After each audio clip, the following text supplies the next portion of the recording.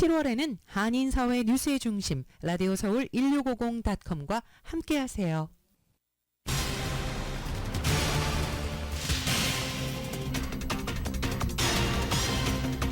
개빈 뉴섬 주지사가 캘리포니아주 전역에서 홈리스 텐트촌 철거를 위한 행정명령에 서명했습니다.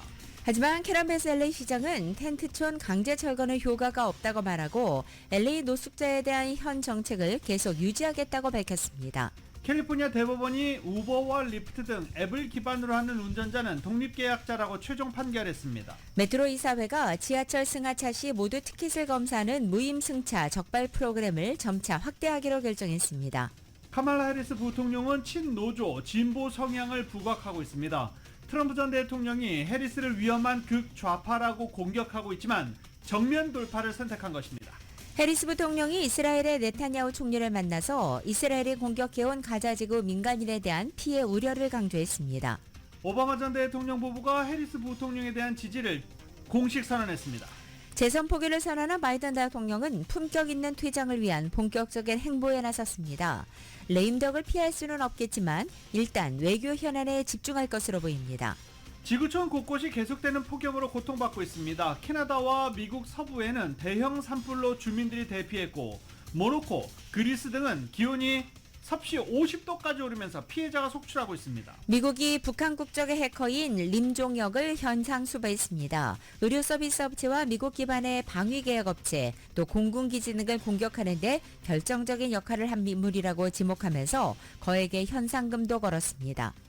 더불어민주당 등 야권이 추진하는 방송사법 가운데 첫 번째 법안인 방통위법 개정안이 필리버스터 끝에 통과됐습니다. 윤석열 대통령 탄핵 청원 2차 청문회에서는 김건희 여사를 둘러싼 여러 의혹이 도마 위에 올랐습니다. 파리올림픽이 잠시 뒤 개막식을 갖습니다. 구기 종목 등은 이미 조별 예선전이 시작된 가운데 오늘부터 본격적인 올림픽이 시작돼 전 세계 선수들의 치열한 메달 경쟁이 펼쳐집니다. LA 다저스가 샌프란시스코의 경기에서 6대4로 승리했습니다. 부상 복귀전을 가진 커쇼는 4이닝 2실점했고 오타니는 시즌 31호 홈런을 터뜨렸습니다.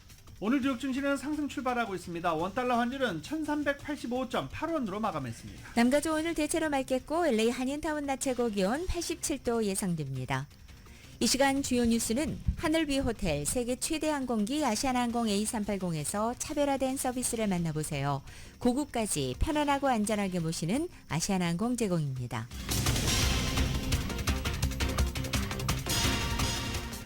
여러분 안녕하십니까? 김윤정입니다. 안녕하십니까? 유지승입니다. 2024년 7월 26일 금요일 라디오 서울 모닝 뉴스 2부입니다. 개빈 뉴섬 캘리포니아 주지사가 캘리포니아주 전역에서 홈리스 텐트촌 철거를 위한 행정명령을 발동했습니다. 캘리포니아 전역에 노숙자 텐트촌 철거 작업이 이제 본격적인 시동이 걸릴 전망입니다. 그런데 지금 파리 올림픽 개막식 참석을 위해 일단 파리에 가 있는 캐런 베스 LA 시장은 이런 주지사 행정명령에도 불구하고 홈리스 텐트촌 강제 철거하지 않겠다라고 말했습니다. 정연호 기자가 보도합니다. 개빈 뉴섬 주지사가 25일 가주 전역에서 홈리스 텐트촌 철거를 시작하도록 하는 행정명령에 서명했습니다. 이번 행정명령은 연방대법원이 로컬 정보당국에 보도 등 공공장소에 텐트를 치는 것을 금지하는 권한을 부여하는 판결을 내린 가운데 나왔습니다. 뉴섬 주지사는 이제 노숙자 텐트촌 철거와 관련해 변명의 여지가 없다며 주정부 관리들에게 홈리스 텐트촌 정리를 위해서 긴급히 행동하도록 촉구했습니다. 뉴섬 지사는 홈리스 텐트촌이 지역 주민들의 위생이나 안전 문제에 위협이 되기 때문에 텐트촌 철거 작업이 시급하다고 강조했습니다. 또 가주 내 시나 카운티 정부가 이날 내린 행정명령을 따라달라고 촉구했습니다. 이번 행정명령에 따라 모든 주정부 기관은 노숙자 텐트촌이 어느 지역에 위치해 있는지 리스트를 작성해야 하며 노숙자촌 철거를 위한 계획을 수립해야 합니다. 주정부 담당자들은 노숙자촌 철거를 위해서 로컬 정부 관계당국과 협력해야 하지만 연방대법원 판결 때문에 텐트촌을 철거하기 전에 노숙자들을 옮길 수 있는 충분한 쉘터가 있는지 사전에 확인할 필요는 없어졌습니다. 뉴섬 주지사는 이번 행정명령으로 시나 카운티 등 로컬 정부에 텐트촌을 철거하도록 강요할 수는 없지만 주정부는 행정명령을 따르지 않는 시와 카운티 정부에 대한 지원금을 보류함으로써 압력을 행사할 수 있습니다. 뉴섬 주지사는 노숙자 문제 해결을 위해서 그동안 수십억 달러를 쏟아부었지만 노숙자 문제는 좀처럼 해결되지 않았습니다. 뉴섬 주지사는 시나 카운티 정부가 길거리에 노숙자 텐트촌을 철거할 수 없는 이유가 노숙자에게 충분한 쉘터가 마련돼 있지 않은 한 텐트촌을 철거하지 못하도록 한 제구 항소법원의 결정 때문이라고 비난해 왔습니다. 뉴섬 주지사는 연방대법원에 노숙자촌 철거에 대한 규제를 완화해 줄 것을 간청해 왔고 홈리스촌 철거 문제와 관련해서는 뉴섬 주지사가 그동안 대립각을 세워온 공화당이나 보수 우위의 법원과 의견을 같이 해왔습니다. 이번 행정명령으로 가주 내 대도시의 홈리스촌 철거 작업에도 상당한 변화가 있을 것으로 예상됩니다. 한편 캐런 베스 LA 시장은 뉴섬 주지사의 행정명령이 발동된 이후 성명을 발표하고 수년 만에 처음으로 LA 노숙자 수가 줄어든 것은 이들을 범죄화하는 것이 아니라 주거와 서비스로 이어지는 포괄적인 접근법이 있었기 때문이라며 단순히 노숙자들을 한 동네에서 다른 동네로 이동시키거나 주거시설 제공 대신 티켓을 발부하는 전략은 효과가 없다고 밝혔습니다. 그러면서 앞으로 주지사 사무실과 효과적인 홈리스 문제 해결 전략에 대한 협력을 계속해 나가기를 희망한다고 밝혔습니다. 연방 대법원 판결 이후 홈리스 텐트촌 철거 문제와 관련해 신중한 입장을 견지해온 베스 시장이 이날 성명을 통해 뉴섬 주지사의 행정명령 발동 이후에도 시정부의 홈리스 대응 입장은 별다른 변화가 없을 것임을 시사해 추이가 주목됩니다. 라디오 서울 뉴스 정현호입니다. 캘리포니아 대법원이 어제 우버와 리프트 등 앱을 기반으로 하는 운전사는 독립계약자라고 최종 판결했습니다. 이날 판결로 우버와 리프트 운전자들을 독립계약자로 규정한 캘리포니아의 프로포지션 22의 합헌성에 대한 법정 공방이 종료된 것입니다. 이은 기자가 전해드립니다. 25일 가주대법원은 만장일치로 운전자 노조 측이 제기한 우버, 리프트와 같은 앱을 기반으로 하는 운전자를 독립계약자로 규정한 가주의 프로포지션 22가 위헌이라는 소송을 기각했습니다. 이날 판결은 프로포지션 22가 위헌적인 성격을 가졌는지에 관한 심리 끝에 내려졌습니다. 프로포지션 22는 우버와 리프트와 같은 앱을 기반으로 하는 운전자들을 독립계약자로 규정했기 때문에 가주의 유권자들이 프로포지션 22를 통과시킨 이후 우버와 리프트 운전자들이 최저임금 기준의 적용을 받지 않을 뿐더러 오버타임이나 병가 등 회사로부터 각종 베네핏을 제공받지 못하게 되었습니다. 2020년 선거에서 프로포지션 22를 통과시키기 위해 우버, 리프트, 도어대시 등은 2억 달러의 거액을 투입해 캠페인을 추진했으며 당시 59%의 유권자들의 지지를 얻어 프로포지션 22가 통과된 바 있습니다.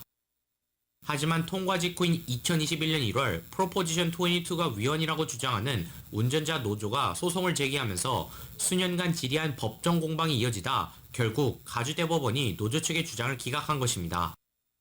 법정 공방의 핵심은 유권자들이 회사 직원의 독립계약자 여부를 결정할 수 있느냐였습니다. 이번 대법원 판결로 우버와 리프트의 운전자들로서는 최저임금, 오버타임, 병가 등의 혜택에서 사각지대에 놓이게 되었습니다.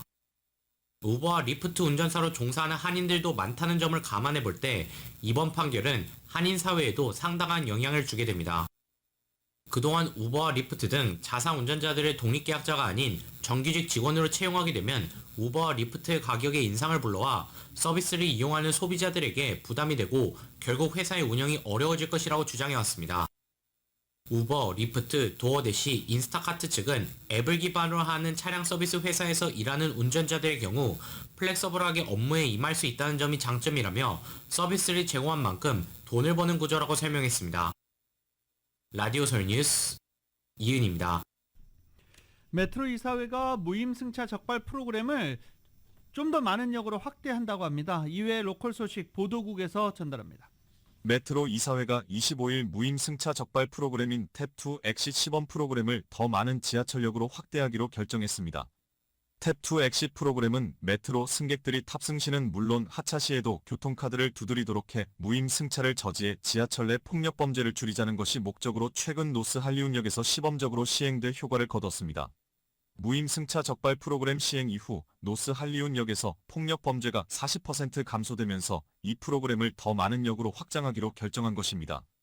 이날 메트로 이사회는 이 프로그램을 일단 2선의 다운타운 산타모니카 역, 2선과 K선의 엑스포크렌쇼 역, C선의 레돈도 비치 역, 그리고 특히 LA 다운타운의 유니언역을 포함한 메트로의 10개 지하철역으로 확대하기로 결정했습니다.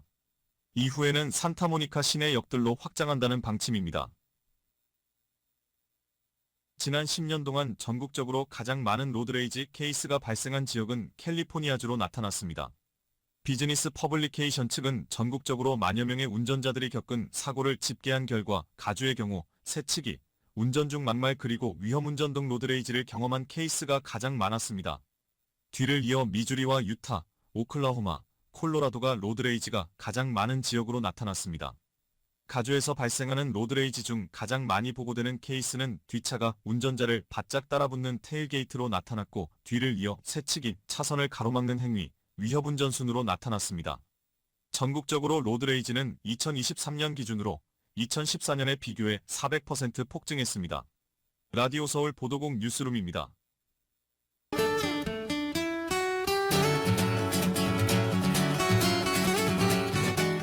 자, 날씨 전해드리기 전에 잠깐 저희가 또 전해드릴 정보 하나 전해드릴까요? DUI 검사입니다. 네. 이번 주말 한인타운에서 음주 및 약물운전 DUI 집중 단속을 LA 경찰국이 예고했습니다. 토요일 내일 오후 5시부터 다음날 새벽 1시까지 램파트 경찰서 관할 지역에서 DUI 순찰을 강화한다고 합니다. 이 DUI 모르고 하고 딱 잡으면 좋을 텐데 왜 맨날 공개해주나 궁금해하시는 분들 계시죠? 공개하는 이유 딱 하나입니다. 음주운전 하지 말라는 뜻입니다.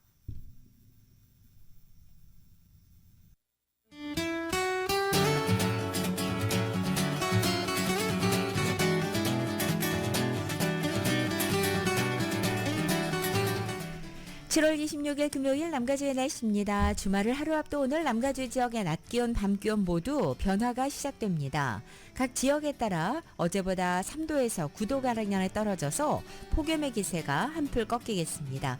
토요일인 내일은 오랜만에 평년 기온을 보이고 일요일 하루는 평년 기온을 살짝 밑도는 지역도 있겠습니다. LA 한인타운의 오늘 낮 최고 기온 87도, 밤 최저 기온은 61도, 오렌지 카운티 지역은 86도, 66도, 밸리와 일랜드 암파이어 지역은 101도, 62도, 해안 지역은 76도, 65도 예상됩니다.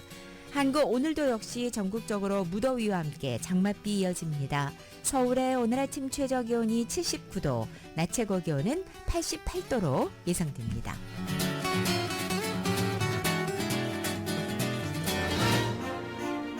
교통사고 전문 변호사 브라이언 와인버거 1800-605-0777 We will fight for you. 변호사 브라이언 와인버거 1800-605-0777 제니를 찾아주세요. 소간머리, 주변머리 한 번 빠지기 시작하면 걷잡을 수 없습니다. 두피 케어도 성장인자가 정답입니다. 모근 깊이 침투하는 머리카락 성장인자 스피큘 앰플, 그리고 두피 청결 딥 클린즈, 스트레스와 두피열을 잡아주는 헤어 토닉. 헤어셀 3종 세트로 10년 젊어지세요. 거울을 볼 때마다 풍성해지는 내 머리로 나는 행복해집니다. 건강하고 아름답게 셀리온 213-738-1188. 라디오 서울 2024 파리올림픽 특집 방송. 라디오 서울의 2024 파리올림픽 특집 방송은 결이 다릅니다. 스포츠 명앵커 출신 유지승 앵커가 진단하고 예측하고 한국은 물론 전 세계 각국의 관심 경기 소개와 예상 등 전문 스포츠 앵커의 날카롭고 명쾌한 특집은 라디오 서울에서만 들으실 수 있습니다. 매일 오전 8시 25분 라디오 서울 모닝뉴스에서 만나보시기 바랍니다. 가장 빠르고 정확한 라디오 서울 2024 파리올림픽 특집 방송 CBB뱅크 융자나라 제공으로 함께합니다. 불란서 안경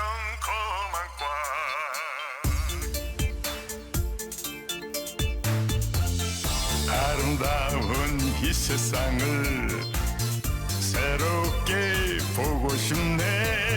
새로운 감각의 불란서 안경원, 눈은 밝고 아름답게 불란서 안경 거망과 믿고 찾는 중앙양로병원. 별 5개 등급의 의료 서비스, 100% 한인들만을 모시는 중앙양로병원. 단기, 장기 요양치료 환자 환영. 한국인 재활치료사, PT, OT, ST 상주, 24시간 한인간호사 대기. 정갈한 전통 한식, 주 7일 종교 예배 시간, 다양한 오락, 취미생활. 화기애애한 가족적인 분위기. 입원 상담 환영. 213-483-9921, 213-483-9921. 요즘 입맛도 없고 밥맛도 없고. 엄마 집밥이 최고지. 엄마가 해준 칼칼한 닭볶음탕. 엄마가 해준 은대구조림에. 엄마가 손으로 직접 만든 탁탁탁 손칼국수. 엄마가 만든 고소한 갈비구이. 밥 한 그릇 더요. 맛있는 밥 한 끼 따뜻하게 드시고 가세요. 웨스턴 도마 칼국수. 도마 칼국수는 친정집 맛나죠. 우리 엄마 최고. 투고지죠? 323-871-1955 323-871-1955 웨스턴 도마 칼국수. 모닝뉴스 2부는 1250만 불 교통사고 최고 보상, 교통사고 전문 천재 변호사 리처드 호프만 변호사, 오픈뱅크가 당신의 미래와 가능성에 문을 활짝 열어드리겠습니다. 나에게 열려있는 은행 오픈뱅크. 총 20억 달러 승소, 크고 작은 교통사고와 상해, 브라이언 타필라 앤 CG 러. 집 융자는 물론 커머셜, SBA 융자, 급한 하드머니까지 모든 융자를 잘하는 융자나라 공동 제공입니다.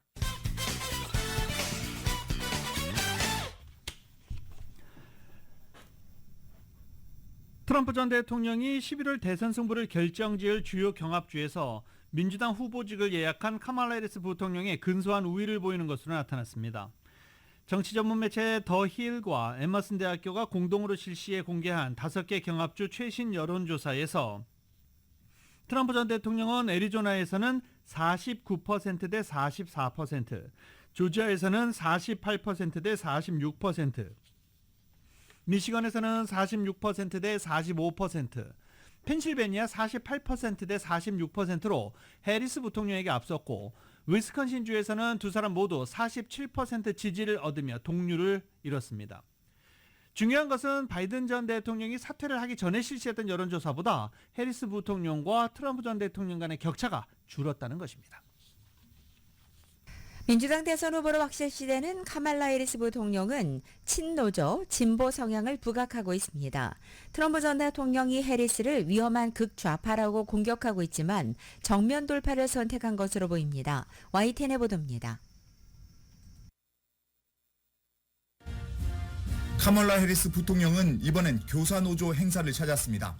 이 자리에서 노조 활동을 보장하고 낙태권과 성소수자 권리를 보호하겠다고 강조했습니다.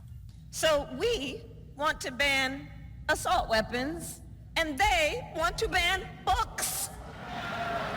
Can you imagine? 이번 대선을 자유를 지키기 위한 싸움으로 규정하면서 어두운 과거로 퇴행하려는 트럼프를 반드시 이기겠다고 다짐했습니다. We are in a fight for our most fundamental freedoms. And to this room of leaders, I say, bring it on. Bring it on. 해리스는 첫 대선 광고를 통해서도 진보 색채를 선명하게 드러냈습니다. The freedom not just to get by, but get ahead. The freedom to be safe from gun violence. The freedom to make decisions about your own body. 해리스의 선명성 부각은 위험한 극좌파라는 트럼프의 공격을 피하지 않고 정면으로 응수하겠다는 전략으로 읽힙니다. Lion Kamala Harris has been the ultra-liberal driving force behind every single Biden catastrophe. She is a radical left lunatic who will destroy our country. 주요 경합주를 대상으로 실시한 여론조사에서 해리스는 트럼프를 상대로 경쟁력을 보였습니다. 애리조나를 빼면 오차 범위 내에서 박빙승부를 벌였고 위스콘신에서는 47대 47 동률을 기록했습니다. 이미 전당대회를 끝낸 트럼프와 달리 해리스는 후보직 확정과 부통령 지명 등 유권자 관심을 끌 이벤트가 남아있어 이를 바람몰이에 활용하겠다는 계획입니다. 워싱턴에서 YTN 권윤규입니다. 해리스 부통령이 대선 후보로 확실시되고 있는 가운데 기존 정치권에 없던 그의 독특한 연설 스타일 관심을 끌고 있습니다. 그리고 또 이 환한 미소, 또 이것도 화제가 되고 있죠. 일간의 가디언은 최근 민주당 내에서 해리스 부통령의 인기가 높아지고 있는 배경에는 비유와 젊은 층의 언어를 구사하는 그만의 독특한 연설 스타일 때문이다라고 분석했습니다. 가디언은 검사 출신인 해리스 부통령이 법조인답게 정확하고 세부적 사실에 기반한 말을 하면서 여기에 자신의 어머니 등으로부터 영감을 받은 일화나 비유 등을 활용해 지혜를 더하고 있다라고 짚기도 했습니다. 그 예로 온라인에서 가장 인기 있는 해리스 밈, 이 코코넛 나무 영상에 있습니다. 코코넛 나무에서 네가 갑자기 뚝 떨어진 것 같냐? 라고 말하면서 환하게 웃는 거 굉장히 지금 또 인터넷에서 화제가 되고 있었죠. 네. 해리스 부통령의 전직 연설문 작성자 게빈 레이놀즈는 가디언에 해리스 부통령의 가장 인기 있는 발언 중 일부는 해리스 부통령의 돌아가신 어머니로부터 나온 것이라며 해리스 부통령이 어머니의 지혜로운 말들을 세상에 전하면서 어머니에 대한 기억을 생생히 간직하고 있다라고 말하기도 했습니다. 또 해리스 부통령이 연설이나 인터뷰에서 같은 구절을 반복해서 쓰는 것이 누리꾼들에게 포착되면서 하나의 인터뷰에서 해리스 부통령이 이 말을 몇 번이나 하는지 세는 컨텐츠가 만들어지기도 했습니다. 가디언은 이 구절이 단순한 재미 외에도 해리스 부통령의 주체적인 삶의 태도와 같은 메시지를 담고 있다라고 평가했습니다. 이러한 해리스 부통령의 개성 있는 언사는 온라인에서 각종 밈으로 재생산되면서 젊은 층 사이에서 인기를 끌고 있습니다.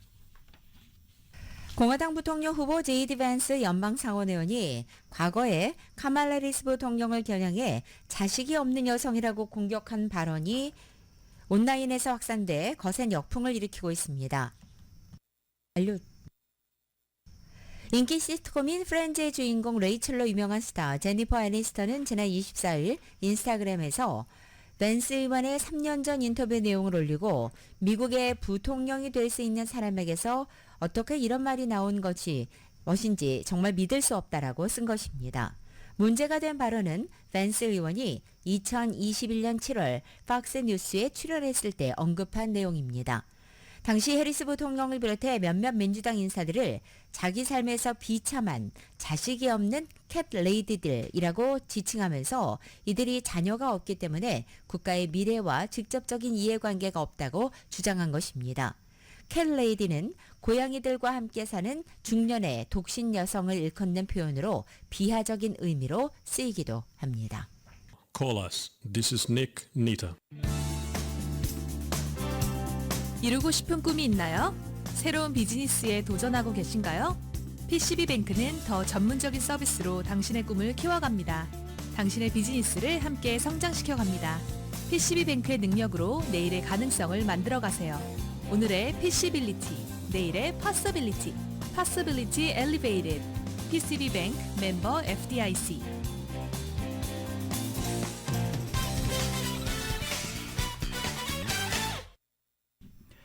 지구촌 곳곳이 지금 폭염으로 고통받고 있습니다. 저희 남가주도 지금 지난주부터 폭염으로 굉장히 힘들어하고들 계시죠.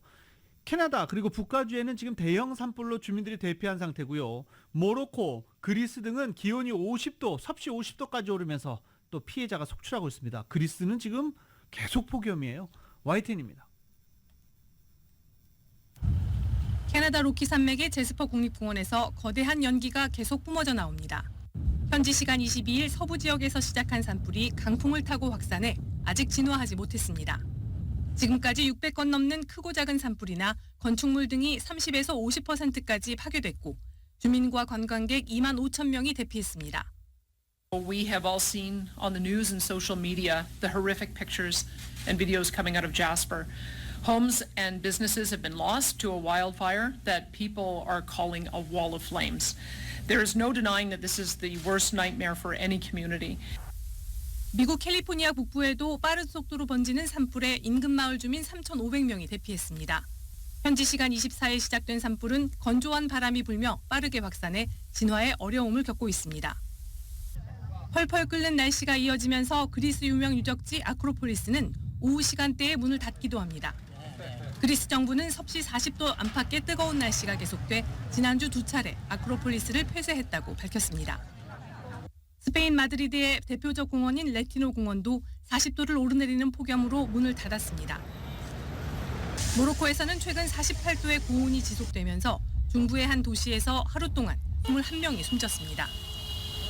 올여름 지구촌 곳곳이 전례 없는 폭염과 산불 등으로 고통받고 있는 가운데 유엔이 기후변화 대응을 촉구했습니다. 구테우스 유엔 사무총장은 세계 인구 24억 명이 폭염의 위험에 노출돼 있다며 지구는 점점 뜨거워지고 더 위험해지고 있다고 경고했습니다. Extreme temperatures are no longer a one day, one week or one month phenomenon. If there is one thing that unites our divided world is that we are all increasingly feeling the heat. 앞서 유럽연합 기후감시기구인 코페르니쿠스 기후변화 서비스는 22일 전 세계 지표면의 평균 기온이 섭씨 17.15도를 기록해 1940년 기후 관측을 시작한 이래 가장 높았다고 발표했습니다. YTN 김지한입니다. LA 카운티 내 부동산의 공시지가 규모가 지난해 2조 달러를 처음으로 넘어선 가운데 올해 추가로 5% 가까이 다시 상승하면서 고공행진 이어가고 있습니다. 14년째 상승세를 이어가면서 또다시 최고치를 경신한 것입니다. 지난 25일 LA 카운티 재산세 산정국이 발표한 2024년 LA 카운티 도시별 과세평가 기준 공시지가 보고서에 따르면 LA 카운티의 총 공시지가는 2조 1,003억 4,977만 1,125달러로 산정된 것입니다. 지난해 대비 4.8% 상승한 액수이고 이러한 LA 카운티 공시지가 규모는 올해 포함해 14년째 오름세를 유지한 것입니다. 또한 면세 공제 항목을 제외한 최종 과세의 가치를 의미하는 순가치가 작년에 약 1조 9,970억을 기록한 가운데 올해는 약 2조 940억 원으로 오르면서 순가치도 2조 달러를 사상 처음 넘어섰다고 재산세 산정국은 강조했습니다.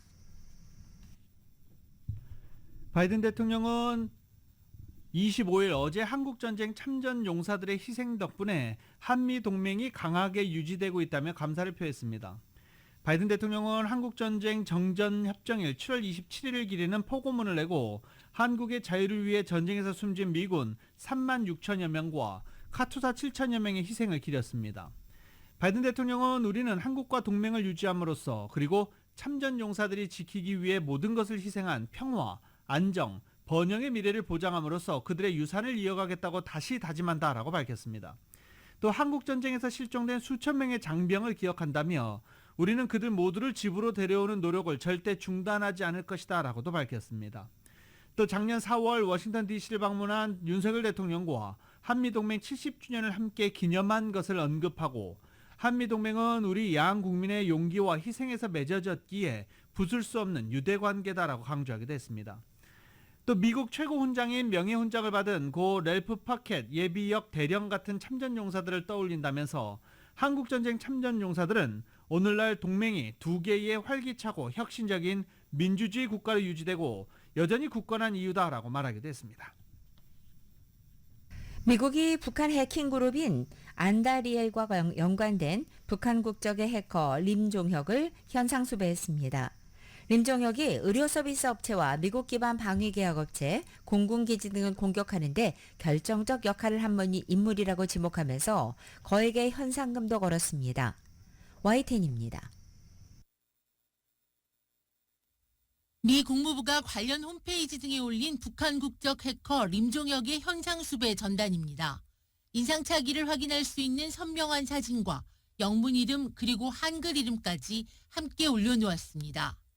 제보하면 최고 1,000만 달러, 우리 돈 약 138억 원의 보상금을 준다는 문구도 눈에 띕니다. 미 연방수사국 FBI는 북한 국적의 림종혁이 캔자스주 연방지방법원에서 컴퓨터 해킹과 돈 세탁 공모 등의 혐의로 기소돼 체포영장이 발부됐다고 밝혔습니다. 북한 해킹 그룹 안다리엘 소속의 림종혁은 미국 병원과 의료서비스 업체에 랜섬웨어 공격을 가해 병원 컴퓨터를 암호화시키고 의료 서비스를 중단시킨 혐의를 받습니다. In early May of 2021, conspirators gained unauthorized access to a Kansas hospital's computer system. They used a previously unseen malware tool called Maui.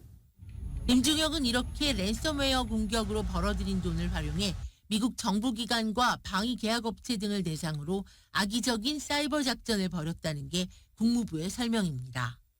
특히 2022년 11월에 시작된 이 작전으로 군용 항공기와 인공위성에 사용되는 재료 관련 미분류 기술 정보를 포함해 30GB 이상의 데이터가 빠져나갔다고 보고 있습니다. North Korea continues to carry out these sophisticated intrusions targeting the U.S. as a way to fund their military programs, thereby threatening the U.S. and other countries in the region. 림종혁에 대한 현상수배는 테러리스트 지도자 체포와 테러 방지 등을 위한 정보 제공에 보상금을 지급하는 국무부의 정의에 대한 보상 프로그램에 따른 것입니다. YTN 김지영입니다. 애플이 지난 2분기 중국에서 아이폰 할인 판매에 나섰지만 출하량은 작년보다 줄어든 것으로 나타났습니다. 카날리스 자료에 따르면 중국 본토에서 아이폰 출하량은 970만 대로 지난해 같은 기간 1040만 대보다 6.7%가 감소했습니다. 이에 따라 2분기 중국 시장 점유율도 16%에서 14%로 줄었습니다. 다만 1분기 아이폰 출하량은 전년 동기 대비 25% 줄어든 것에 비해서는 감소폭이 크게 줄어들긴 했습니다. 애플은 올 들어 중국 시장에서 판매가 추진하자 할인 금액으로 1,150위안, 약 200달러씩 깎아서 판매한 바 있습니다. 지난 5월에도 할인 행사에 들어가 일부 모델에 대해서는 지난 2월의 2배 수준인 약 400달러 정도를 깎아준 바 있습니다. 이에 중국 공업정보화부 산하 중국정보통신기술위원회 집계에 따르면 4월과 5월 중국 내 외국 브랜드 스마트폰 출하량이 각각 52%와 40% 늘어나면서 아이폰 판매량도 크게 늘어난 것으로 전망됐지만 실상 집계를 해보니 그렇지 않은 것이었습니다. 아이폰의 중국 내 출하량 감소는 중국 업체들과 경쟁이 격화하고 있기 때문으로 분석됩니다. 중국이 러시아와 손을 잡고 아시아개발도상국을 포함한 3자 외교장관 회의 채널을 잇따라 가동하고 있어 주목됩니다. 중국 외교부에 따르면 중국과 러시아, 라오스가 현지 시간으로 25일 아세안 지역 안보 포럼 ARF 외교장관 회의를 계기로 라오스의 수도인 비엔티안에서 첫 3구 외교장관 회의를 개최했다는 것입니다. 살롬사이 콤마실 리아 라오스 부총리 겸 외교장관이 주재한 이번 회의에는 왕이 중국 공산당 중앙 외사판공실 주임과 세르게이 라브로프 러시아 외무장관이 참석했습니다. 중국 외교부에 따르면 3국은 아시아 태평양 지역에 불길을 부채질하는 외부 세력에 대해 우려를 표명했다면서 러시아 라오스 외교장관이 국제 지역 정세에 대한 중국의 판단에 동의를 표하면서 3국 간 공조와 협력을 강화하기로 했다고 전했습니다. 3국은 올해 개발도상국이 중심인 주요 다자협의체의 의장국을 맡았다는 공통점도 갖고 있습니다. 다음 소식입니다. 이 사도광산 세계문화유산 등재 여부를 놓고 이런 거에 합의가 되나요? 한국과 일본이 합의했습니다. 한국 정부는 일본이 전체 역사를 반영해야 한다는 요구를 수용해서 일부 조치를 취했다라고 설명했습니다. 이렇게 됐기 때문에 사도광산이 세계문화유산에 등재되는 건 이제 시간 문제로 보입니다. YTN입니다. 일제강점기 조선인 강제노역 현장인 사도광산의 세계문화유산 등재가 유력합니다. 외교부 당국자는 어려운 과정 끝에 한일 간 협의가 막판에 이르렀다고 밝혔습니다. 이에 따라 투표 대결 없이 사도광산이 세계유산으로 등재될 전망입니다. 일본이 전체 역사를 반영하겠다고 약속했고 이를 위한 실질적인 조치를 일부 취했다는 것이 우리 정부가 동의한 이유입니다. 특히 구체적 내용에 대한 합의와 실질적 조치를 이끌어낸 점은 2015년 군함도 등재 때와 다르다고 강조했습니다. 등재는 유네스코 세계유산위원회 회의에서 한국을 포함한 21개국 회원국 만장일치로 결정됩니다. 반대하는 나라가 있으면 투표로 결정하는데 관계 악화를 피하기 위한 한일 양국 간 공감대가 작용한 것으로 보입니다. 사도광산 유네스코 등재 문제 관련해서는 하나의 고비라고 볼 수 있고 그 고비를 잘 넘기고자 하는 양국의 노력 그리고 현재의 우호 관계를 조금 더 이어가고자 하는 그러한 노력들이 잘 반영이 된 결과라고 여겨집니다. 아사히 신문은 한일 정부가 조선인 노동자 역사를 현지에서 전시하는 데 합의했다고 보도했습니다. 일본 정부는 한일 간 협의 중인 사안이라며 말을 아꼈습니다. 일본은 등재를 추진하면서 유산 대상 시기를 16세기에서 19세기 중반으로 한정해 조선인 강제노동을 외면한다는 비판을 받아왔습니다. 일본이 실질적 조치에 나섰다고는 하지만 강제동원 관련 내용을 얼마나 충실히 반영할지는 좀 더 지켜봐야 한다는 지적도 나오고 있습니다. 도쿄에서 YTN 김세우입니다. 북한이 외화벌이를 위해 해외 파견하는 노동자들을 수용하는 국가들을 제재해야 한다고 미국 전문가가 권고했습니다. 헤리티지 재단의 한 선임 연구원은 외교안보 전문지에 미국 정부가 북한의 해외 노동자들을 추방하지 않는 국가의 기업과 정부기관, 금융기관에 제3자 제재를 가해야 한다고 주장한 것입니다. 김정은 북한 국무위원장과 블라디미르 푸틴 러시아 대통령이 지난달 회담에서 양국 간 무역 확대에 합의했기 때문에 앞으로 북한이 러시아에 지금보다 더 많은 노동자를 파견할 수 있다고 관측한 것입니다. 그동안 북한은 노동자들을 해외 파견에서 얻은 수입으로 핵무기와 미사일 개발에 필요한 자금을 조달해 온 것으로 분석됩니다. 이에 유엔 안전보장이사회는 대북 결의를 통해 모든 유엔 회원국이 2019년 말까지 자국에 있는 북한 노동자를 전원 송환하도록 했지만 여전히 40개국에는 10만여 명이 있는 것으로 추정되면서 이들은 대부분 중국과 러시아에 있는 것으로 분석되고 있습니다.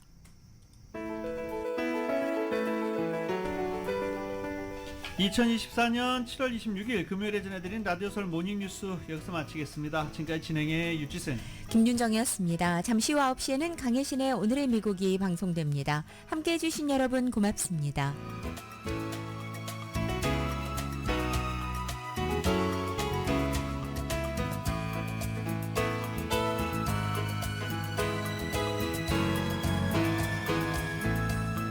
모닝뉴스 2부는 1250만 불 교통사고 최고 보상, 교통사고 전문 천재 변호사 리처드 호프만 변호사, 오픈뱅크가 당신의 미래와 가능성에 문을 활짝 열어드리겠습니다. 나에게 열려있는 은행 오픈뱅크.